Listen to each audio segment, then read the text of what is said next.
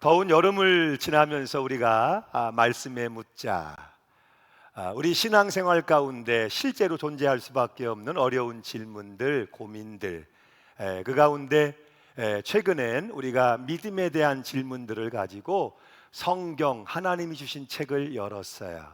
누가 믿음이 좋은 사람인가? 경건의 모양은 있는데 능력이 나가지 않는다면 이것은 곤란하겠지요. 경건의 모양도 중요하지만 그 모양에 담겨지는 능력이 있어서 그리스도의 능력이, 경건의 능력이 흘러나가는 삶이어야 하겠다. 그러기 위해선 끊임없이 경건을 연단하고 훈련해야 되는데, 내가 날마다 십자가에 못 박고 내 안에 사는 이 예수 그리스도, 주님과 동행하는 삶, 성령의 내주하심, 인도하심을 받아 사는 삶을 사는 것이라는 말씀을 나눴고요. 그 다음 이어서 그렇다면 어떤 믿음이 좋은 믿음이냐 하는 질문을 두고 말씀의 책을 열어서, 믿음은 하나님을 기쁘시게 하는 거다. 하나님을 기쁘시게 하는 것이 믿음이라면 하나님의 마음, 하나님의 관심을 알아야 되겠죠. 하나님의 마음, 그분의 뜻을 분별하기를 구하고, 분별하면 그 말씀에 순종하기를 시작할 때, 하나님이 세상을 얼마나 사랑하시는지, 이 세상이 구원받기를 얼마나 소원하시는지, 아들 예수를 주시기까지 이처럼 사랑하신 그 하나님의 마음, 그 하나님의 관심, 그것을 우리 마음에 품고 오늘 우리도 더 사랑하기를, 용서하기를, 화평하기를 힘쓰며 삶을 살아나갈 때 좋은 믿음을 가진 사람으로 살 수 있다. 할렐루야. 그리고 오늘 이어지는, 그렇다면 그 믿음에도 정석이 있을까? 믿음의 정석이 있다면 그것은 과연 어떤 것일까? 이렇게 우리가 한번 묻고 솔직한 대답을 구해 보자는 것이지요. 믿음의 정석이 있다면 어떤 것일까요? 여러분, 믿음의 정석, 어린 시절 모자라는 수학 실력을 가지고 수학의 정석이라는 교재를 붙들고 씨름했었던 경험이 있어요. 기억을 조금만 더 더듬어 보면, 고등학교를 들어갔는데 전교 1등으로 수석으로 입학한 이종찬이라는 친구가 제 옆에 짝꿍으로 앉았어요. 그런데 이 친구는 쉬는 시간도 없고 노는 시간도 없고 밥 먹는 시간, 화장실 가는 시간만 빼면 책상에서 일어나지를 않습니다. 야, 1등하는 친구는 뭔가 다르긴 다르구나. 근데 뭘 그렇게 열심히 공부하는가 하고 이렇게 살폈더니 수학의 정석이라는 책을 가지고 풀며 공부를 하고 있더라고요. 마음에 도전이 되었어요. 나도 이 친구를 따라서 열심히 공부해 봐야 되겠다. 잘 못하는 수학 이참에 한번 나도 도전해 봐야 되겠다. 용기를 냈죠. 그래서 수학의 정석 책을 사가지고 저도 씨름을 하는데, 저는 영 진도가 나가지를 않아요. 영 성적이 나오지를 않아요. 나중에 알게 된 사실인데 문제가 있었어요. 수학의 정석에도 기본이 있고 실력이 있다는 걸 몰랐어요. 그 친구는 실력이 되니까 수준 높은 실력을 가지고 공부하는데 저는 할 수가 없는 거죠. 그 친구 그대로 책을 사서 따라하다가 아주 낭패를 보았던 경험이 있어요. 여러분, 수학에 정석이 있다면 우리 믿음에도 정석이 있을까요? 세상을 사는 많은 사람들이 더 많이 믿고 의지하는 것, 세상을 사는 많은 사람들이 가장 믿고 의지하는 믿음의 대상이 있다면 그건 어떤 것일까요? 어느 믿음의 가정에서 실제로 있었던 일이에요. 모처럼 가족이 저녁 식탁에 둘러 앉았어요. 함께 식사를 하는 가운데 아버지가 아직은 초등학생인 아들에게 이렇게 얘기를 했죠. 야, 아들, 너 나중에 커서 결혼하게 되면 그때도 엄마랑 아빠랑 같이 살자. 집도 크고 넓잖아. 그랬더니 아들이 대뜸 이렇게 대답을 해요. 아빠, 그건 곤란해요. 나는 돈을 많이 벌어서 나가 살 거예요. 진짜로 같이 살 것을 생각한 것은 아니었지만 그런 아들의 대답에 못내 아빠의 마음은 서운해졌어요. 그래서 이렇게 더 말을 덧붙였죠. 야, 아들, 그래도 우리 같이 살자. 엄마 아빠 나중에 나이 들어서 병들면 불쌍하잖아. 그랬더니 아들이 즉답을 합니다. 아빠, 걱정을 하지 마세요. 우리에게는 한 달 19,800원 AIG 보험이 있잖아요. 그렇게 대답을 하더라는 거예요. 여러분, 우리가 정말 우리 주위에서 가장 흔하게 접하게 되는 광고 가운데 하나가 보험 광고죠. 사람들은 보험을 찾아요. 뭔가 믿을 만한 구석, 내 삶의 든든한 보장을 원하는 것이죠. 그런데 문제는 우리가 생각하는 이 든든한 보장들이 각 시대마다 달라지고 바뀐다는 사실이에요. 예전에 우리 권사님들, 어머니 권사님들 얘기하는 걸 제가 가만히 들어보면 시작을 어떤 말로 시작을 했든 기승전 아들로 갑니다. 야, 참 신기하죠? 그게 먹는 얘기를 하든 쇼핑본 얘기를 하든 누구네 집이 어쩌고 저쩌고 얘기를 하든 얘기가 시작됐다 하면 우리네 어머니들은 반드시 결론은 아들과 딸 얘기로 갑니다. 자식이 그렇게 의지하는 대상이 되었던 거죠. 그런가 하면 여러분, 한 10여 년 전 이때만 해도 여러분, 우리가 가장 많이 나누었던 주제가 뭐예요? 목사님들도 사모님들도 모이면 보험 있어야 돼. 보험만 안 들어야 돼. 아이, 우리가 목사인데 하나님 믿어야지 무슨 보험이냐. 아이, 그거 세상 물정 모르는 순진한 얘기라고. 우리도 하나 두 개 보험이 있어야 된다고. 그렇죠, 여러분. 입만 열면 보험 이야기들이 주제였었어요. 근데 지금은 그것도 바뀌었어요. 요즘에 여러분 가장 많이 하는 얘기가 뭐예요? 연금. 노후에 든든하려면 연금 들어야 돼. 옆에 분하고 한번 인사하십시다. 당신 연금 들었어요? 그렇다면 우리 친하게 지냅시다. 어때요, 여러분? 노후에 연금, 든든한 보장이 우리에게도 있어야 되지 않겠습니까? 각 시대마다 자식은 옛말, 이제 보험도 옛말, 요즘은 연금. 성경 시대로 이야기하자면 자식, 토지, 그리고 신분, 이런 것들이 사람들이 생각하는 일반적인 든든한 보장이었겠죠. 오늘 성경은 이 부분에서 믿음을 말합니다. 그렇다면 믿음이 무엇입니까? 사회적 이러한 통념으로 보는 이야기하는 눈에 보이는 보장된 어떤 것은 아니다. 믿음은, 그리스도인의 믿음은 일반적인 사람들이 이야기하는 눈에 보이는 보장되는 어떤 것, 그것은 아니다. 오히려 정반대로 믿음은 보이지 않는 것, 그것을 바라는 것이라고 말씀하고 있고, 중요한 건 우리의 믿음의 선배들이 이것들을 통해서 삶의 증거를 얻었다고 말씀하고 있다는 사실이에요. 믿음이 무엇입니까? 바라는 것들의 실상이요, 보이지 않는 것들의 증거니, 그렇다면 믿음이 보이지 않는 것이고 바라는 것, 그것의 실상이고 증거라면 우리에게 믿음의 정석은 무엇일까요? 첫 번째, 하나님께 더 나은 제사를 드렸다. 여기에 있습니다. 하나님께 더 나은 예배를 드렸다. 오늘 말씀의 4절 말씀이죠. 같이 한번 읽습니다. 시작. 믿음으로 아벨은 가인보다 더 나은 제사를 하나님께 드림으로 의로운 자라 하시는 증거를 얻었으니 하나님이 그 예물에 대하여 증언하심이라. 그가 죽었으나 그 믿음으로써 지금도 말하느니라. 아벨의 위대함은 하나님께 더 나은 제사를 드렸다. 그런데 왜 위대한 거예요?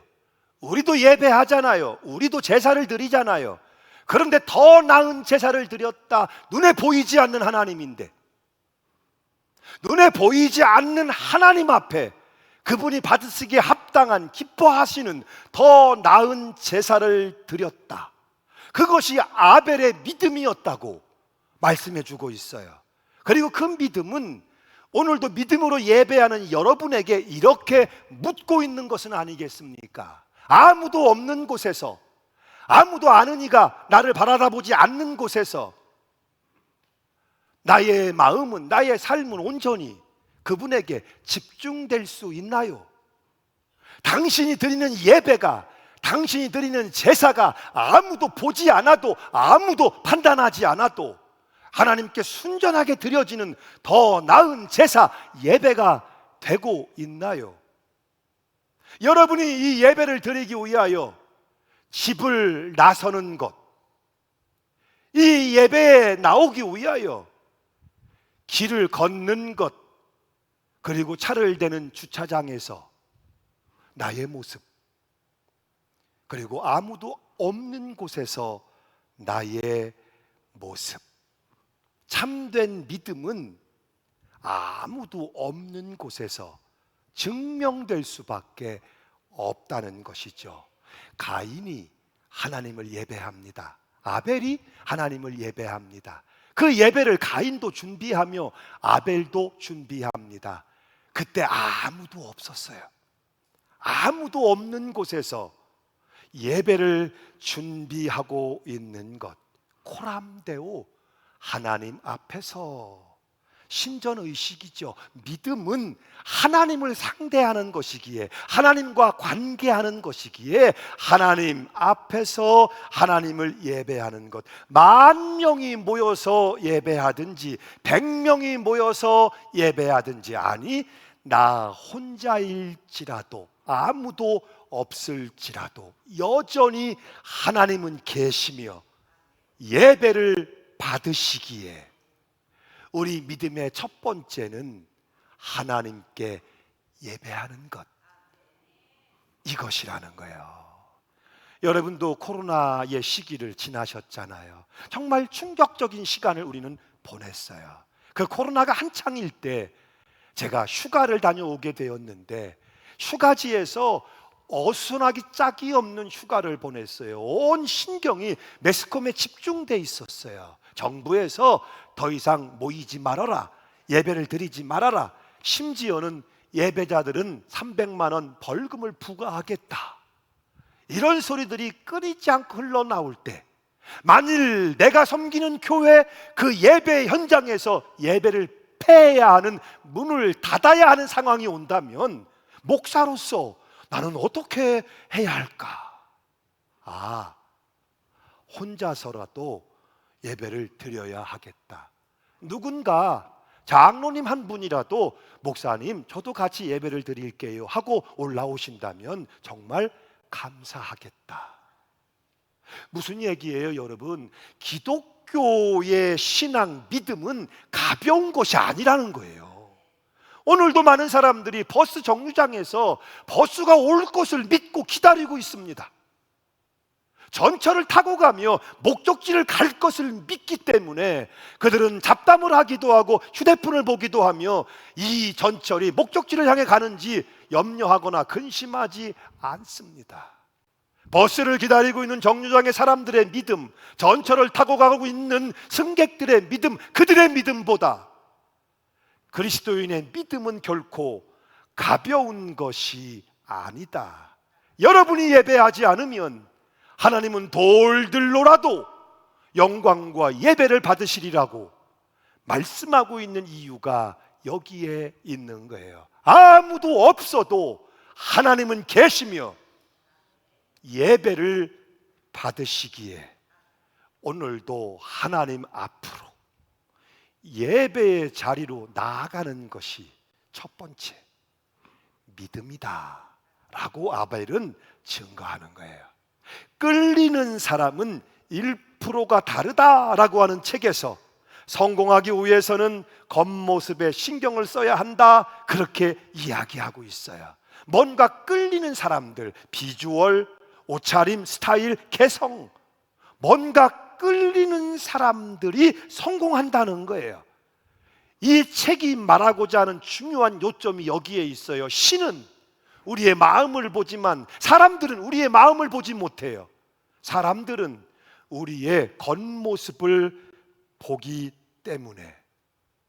그런데 문제는 사람들의 시선은, 반응은 우리가 금세 알아챌 수 있는데 하나님의 시선, 하나님의 반응은 쉬 알아채기가 어렵다는 사실이죠. 여기에 오늘 또 우리의 예배가 더 나은 예배로, 제사가 더 나은 제사로 드리기가 어려운 이유가 있는 거예요. 여러분, 이 한 시간 예배에는 여러 가지 의미들이 포함되어 있어요.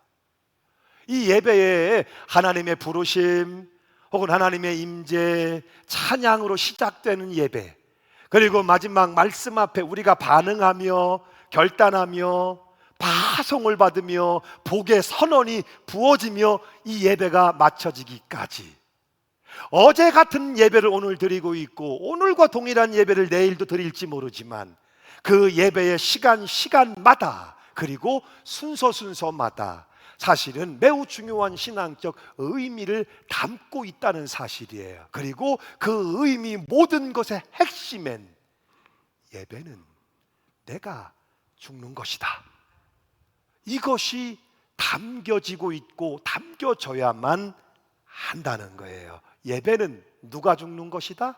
내가 죽는 것이다. 여러분, 오늘도 이 한 시간 이 예배를 드리며 여러분은 일어나라 하면 일어나고 앉으라 하면 앉고 순서를 따라 일어났다 앉았다 하기를 반복합니다. 누구도 우리가 참 이상하다, 유치원생이 아닌데 왜 일어나면 일어나라 하면 일어나고 앉으라 하면 앉고 찬양하세요 그러면 찬양하고 기도하세요 그러면 기도하고 하고 싶은 말이 많은데 아니요, 지금은 들으세요, 말씀을 들으세요 하면 듣고, 누구도 내 마음대로 일어나고 왔다 갔다 하지 않아요. 예배는 철저하게 그 순서를 따라 일어나십시오, 앉으십시오를 반복하며, 그렇지요, 나를 내려놓기 시작하고 나를 맞추기 시작하고 나를 죽이는 과정에 들어가는 거예요. 나를 죽이는 만큼 제물이 되고, 나를 죽이는 만큼 주께 드림이 되고, 나를 죽이는 만큼 말씀 앞에 나를 복종시키며 순종시켜내는 헌신이 가능해지기 때문에. 그래서 여러분, 구약 시대의 예배인 제사를 보세요. 누가 제물을 가지고 옵니까? 본인 스스로 제물을 가지고 옵니다. 누가 그 제물을 잡습니까? 본인 스스로 제물을 잡습니다. 제물을 잡을 때에 피가 철철 흘러내리죠. 죽어가는 고통스러운 모습을 제단 앞에 제물을 올리기까지 내가 보며, 내가 그 작업을 하며 내가 죽는 경험을 제물과 함께 하나님 앞에 올려 드리는 거예요. 그래서 제사는, 예배는 결국 어떻게 하면 내가 더 잘 죽을 수 있을까, 이것이 참된 제사, 예배의 의미라는 거예요. 그런데 문제가 있죠. 하나님이 보이지 않아요. 모세처럼 하나님이 보인다면 그분 앞에 납작 우리가 엎드릴 수 있을 텐데 하나님이 보이지 않아요. 내가 죽는 것이 아니라 내가 점점 살아나기 시작해요. 내 자아가 점점 고개를 들기 시작해요. 오늘 나의 예배의 모습은 어떨까요? 여러분이 집을 나설 때 어떤 모습이셨어요? 차를 타고 도로를 달려 주차장에 차를 대시면서 여러분 어떠셨어요? 지난 주간에 차량 위원들, 주차 위원들, 우리가 함께 더운 여름에 참 고생 많으셨어요. 여러분 정말 고생 많이 하시잖아요. 그래서 따뜻한 음식을 나누며 서로 위로하고 격려하는 시간을 가졌어요. 제가 우스갯소리로 물었어요. 교인들 주차 안내할 때 말 잘 들으시나요? 그랬더니 아이, 징그럽게 안 들어요. 그래서 제가 그랬어요. 다 그래요. 저도 소시적에 연합집회에 등록받고 차량 안내해보면 아유, 목사님 장로님들이 말 제일 잘 안 듣더라고. 제가 그렇게 하며 위로해드렸어요. 어때요 여러분? 오늘도 주차장에 들어오시면서 여러분이 주차하는 모습은 어떠셨나요? 그렇죠. 얼마나 죽으셨어요? 죽어야 재물이 되는데 죽지 않고 살아있으니 여러분 어떻게 하면 좋습니까? 죽어야 재물이 되고 죽는 만큼 주님께 헌신될 수 있고 말씀 앞에 나를 순종시킬 수 있을 텐데 죽어지지 않는 내 모습을 여러분 어찌하면 좋겠습니까? 아브라함의 모리아 제단을 기억하시죠? 하나님 참 너무하시다. 100세에 주신 아들인데 그 아들을 번제로 바치라니.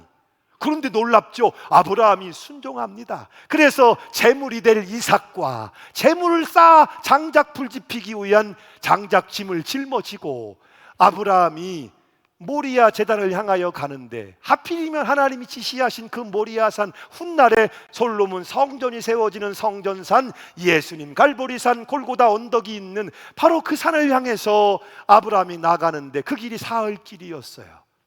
사흘길, 제사를 지내기 위해, 제물을 준비하기 위해 그 예배에 나아가는 걸음에 얼마나 많은 생각들이 일어났을까요?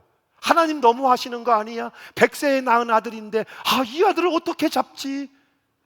상상도 할 수 없는 자신의 생각들이 끊임없이 일어났을 거예요. 그러나 끝내 그것을 다 내려놓고 죽이고 아들 이삭을 결박하여 제단 위에 자신과 함께 올릴 때 참으로 아브라함이 나를 사랑하는 줄, 경외하는 줄 내가 알았다.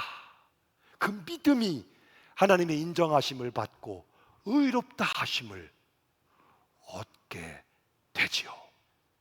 여러분, 구약 시대의 소제를 생각해 보세요. 소제는 철저하게 곡물로 드리는 거예요. 농사지은 곡물을 가지고 제사를 지내는데 그냥 드리면 안 되죠. 철저하게 부수고 빻아서 덩어리진 것이 있으면 안 돼요. 철저하게 고운 가루를 만들어 그 제물을 준비하며 고운 가루가 되기까지 부수고 빻고 그 과정 가운데 내가 그렇게 부서지고 깨져지고 빠지고 그래서 하나님께 온전히 드려지기를 배우는 헌신의 제사일 수밖에 없다는 것이죠. 저는 오늘도 목회자의 한 사람으로 여러분을 인하여 고민합니다. 날이 너무 더운데 여러분이 더 시원하게 예배드리게 할 수는 없을까? 여러분이 더 유쾌하게 편안하게 예배드리게 할 수는 없을까? 할 수만 있으면 한 시간이지만 이 예배가 감동적인 예배가 되었으면 좋겠다. 그렇게 고민을 합니다. 그런데 여러분 생각해 보세요. 목회자의 고민이 시원하게 편안하게 감동적인 이전에 여러분 한 분 한 분이 하나님이 받으시는 합당한 거룩한 제물이 될 수 있도록 여러분 이 예배가 여러분의 헌신이 담겨진 예배가 될 수 있도록 여기에 예배를 인도하는 자로서 고민이 있어야 되지 않겠습니까? 아벨이 어떻게 더 나은 제사를 드릴 수 있었을까요? 아무도 없지만 누구 하나 바라보는 이가 없지만 그 마음에 주님을 향한 이 헌신적 결단을 가지고 예비되고 준비되었기 때문에 그의 제사를, 그의 제물을 하나님이 기쁘게 받으신 것이요, 오늘 그것을 첫 번째 믿음의 정석이라고 성경은 증거해 주고 있는 거예요. 그리고 두 번째 믿음의 정석은 하나님을 기쁘시게 하였다, 여기에 있습니다. 오늘 본문의 5절 말씀이죠. 함께 읽습니다. 시작. 옮겨졌으니 하나님이 그를 옮기심으로 다시 보이지 아니하니라. 그는 옮겨지기 전에 하나님을 기쁘시게 하는 자라 하는 증거를 받았느니라. 에녹은 하나님을 기쁘시게 하는 자라는 증거를 받았다, 이렇게 성경이 말씀하고 있어요. 어떻게 살았길래 에녹은 하나님을 기쁘시게 하는 증거를 받았을까요? 성경은 창세기 5장의 21절 이하에 간단하게 에녹에 대해서 설명해 주고 있어요. 그는 60세에 아들 무두셀라를 낳았다. 그 후에 300년을 하나님과 동행하더니 하나님이 그를 데려가셨다. 죽음을 보지 않고 옮기운 사람은 엘리야지요. 그 엘리야를 제외하면 에녹 외에 다른 누구도 없어요. 60세에 무들셀라를 낳고 300년 동안을 하나님과 동행하는 삶을 살아 기쁘시게 하는 증거를 얻었다라고 성경이 말씀하고 있어요. 영어 성경은 이 부분을 모두 동일한 단어를 쓰고 있어요. Please. 누군가를 기쁘게 하였다, 만족하게 하였다, 누군가의 마음에 들었다라는 뜻이죠. 에녹은 하나님을 기쁘시게 했어요. 하나님을 만족시켰어요. 하나님 마음에 드는 사람이었다는 거예요. 그 이유가 무엇이었어요? 하나님과 동행하였다 였습니다. 동행의 의미를 아시죠? 하나님보다 앞서가면 안 돼요. 하나님보다 뒤처져도 안 돼요. 동행은 그런 거예요. 그래서 동행을 원한다면 우리는 상대방의 마음을 살펴야 해요. 그리고 그 마음에 내 마음을, 그 걸음에 내 걸음을 맞추기를 시작해야만 가능하죠. 이제 여러분 물어보세요. 믿음의 사람들이요, 그 믿음의 생활을 두고 여러분은 하나님과 마음을 맞추고 동행하기 위해서 얼마나 노력하고 계신가요? 결국 믿음은 하나님의 마음을 품고 그 마음을 따라 살기 위해 노력하는 것이죠. 우리 속에서 일어나는 욕구를 보면 분명하게 알 수 있죠. 오늘도 여러분에게는 저마다 열망이 있으세요.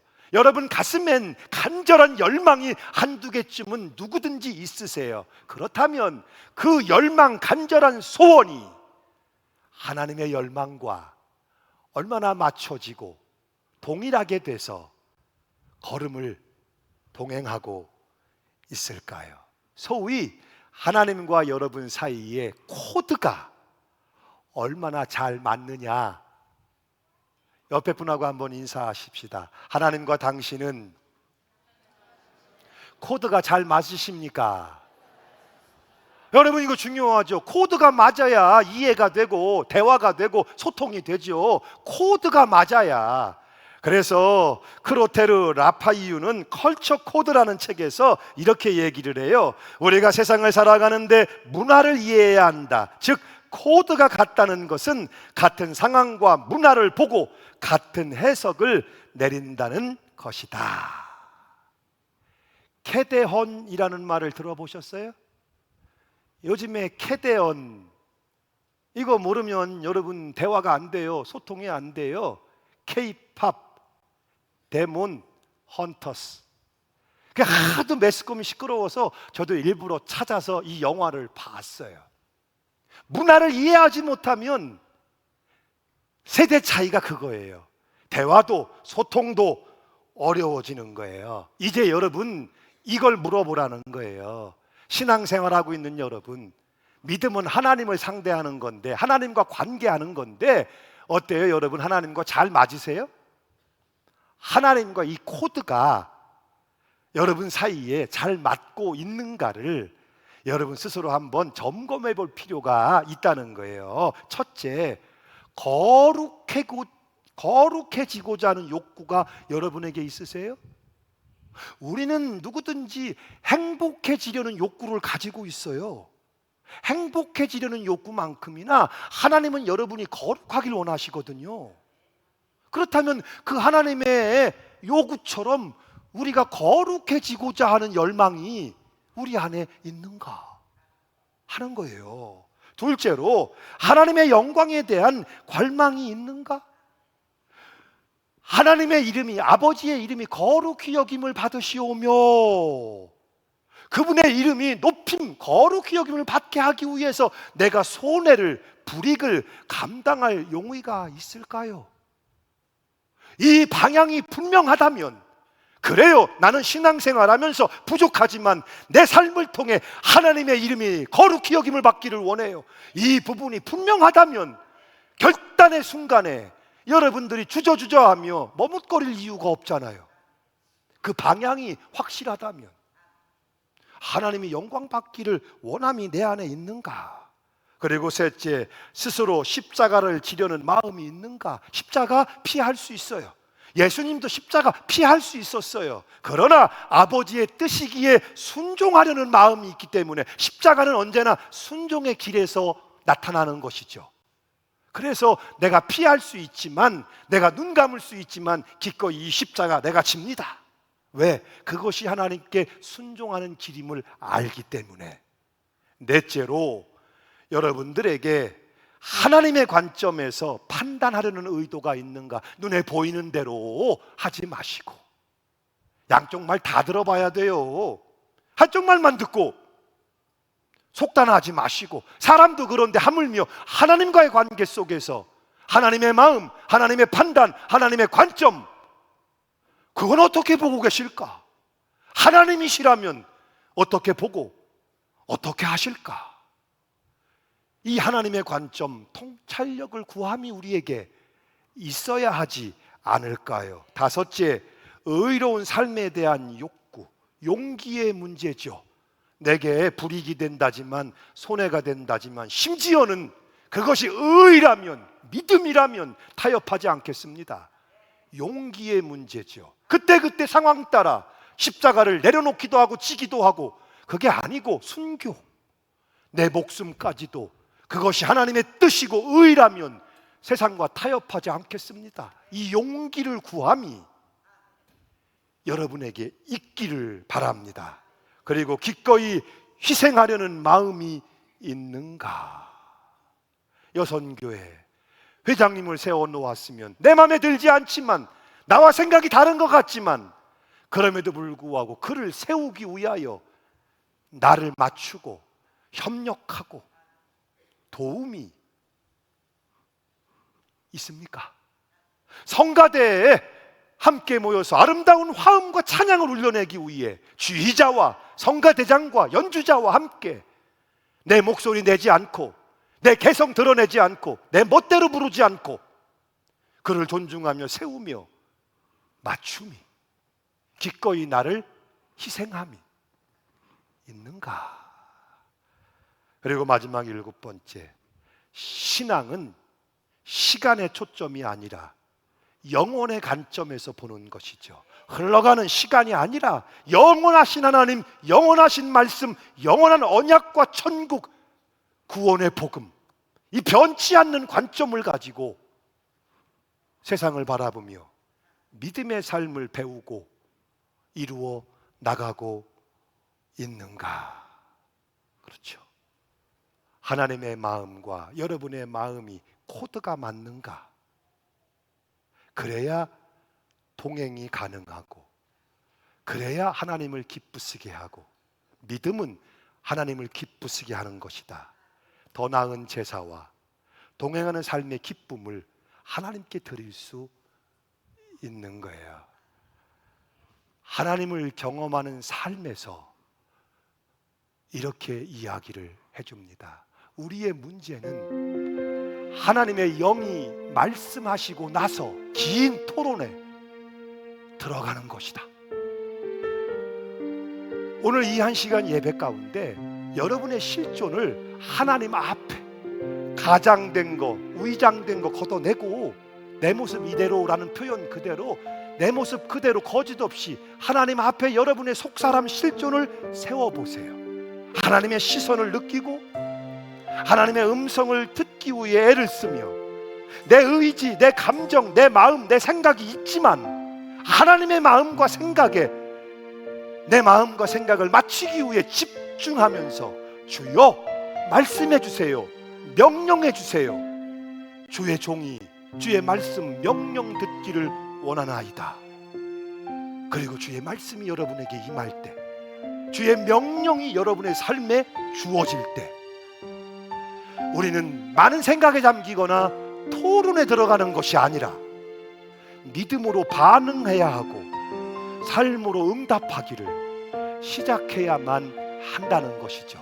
그럴 때 그 믿음이 더 나은 제사를 하나님께 드림이 되고, 동행하는 삶으로 기쁘심을 얻게 되고, 이 믿음의 원리 정석이 가장 귀한 최상의 축복을 하나님의 상으로 받는 산 믿음의 생활을 이루게 한다는 것이죠.